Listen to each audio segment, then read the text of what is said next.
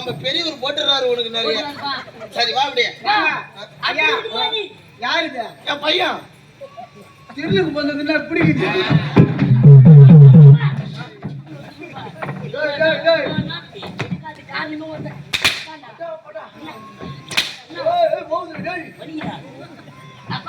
காட்டு போனா என் பையன் என்ன பண்ணி தெரியுமா? எலி குஞ்சு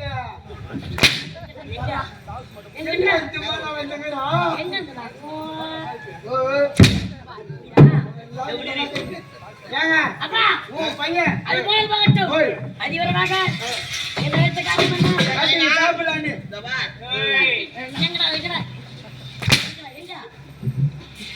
இல்ல வேணாம் கல்லு குச்சிக்கோ. எங்கடா எங்கடா தெரியுமா? எவனோ வருவான் நீலகண்டனா வன்னிய குலத்தில் பிறந்தவனா நம்மிடத்தில் சமருக்கு வருகின்றார். நம்ம கிட்ட சமருக்கு யார் வந்தா என்ன? நீங்க போவாதீங்க. நீங்க அரண்மனையில் ஓய்வெடுங்கள். அவனை சென்று தகுதி மொழியாக்கிறீர்கள்.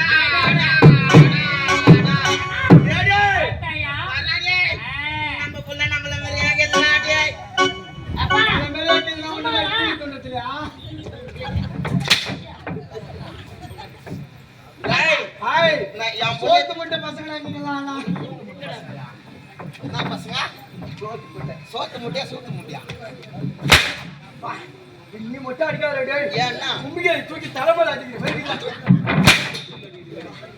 அடிக்கிறோட வாங்கிடலாம் போல இது. அப்பா யாரு அதுக்கு எப்படி இருக்கு பாரு.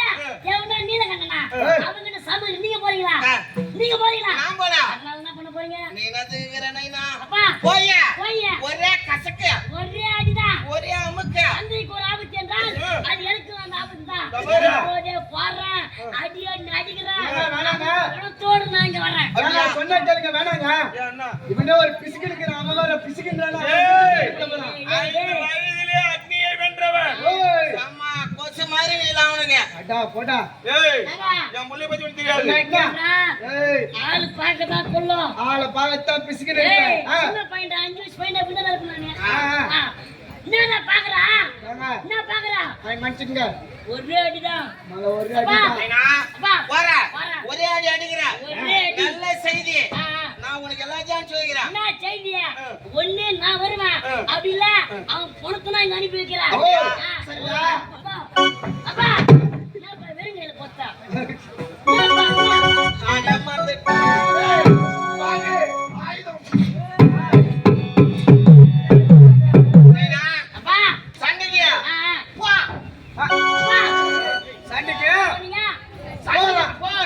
சண்டைக்கு போய் வாடா மகனே என்று உரைப்பார்கள்.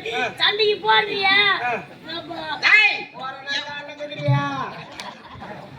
எப்படியா இருந்தாலும் நீ வந்துருக்கா? எனக்கு தெரியும் உன்னை பத்தியா. அதுக்கு போயிட்டு வாமா. நீ யாரு? வீராதி வீரன் சூராதி சூரன் சூத்து வெட்டி பாரு. அவனை பாடி அடிச்சு முதல்ல இங்க ஒண்ணு போட்டுருவான்.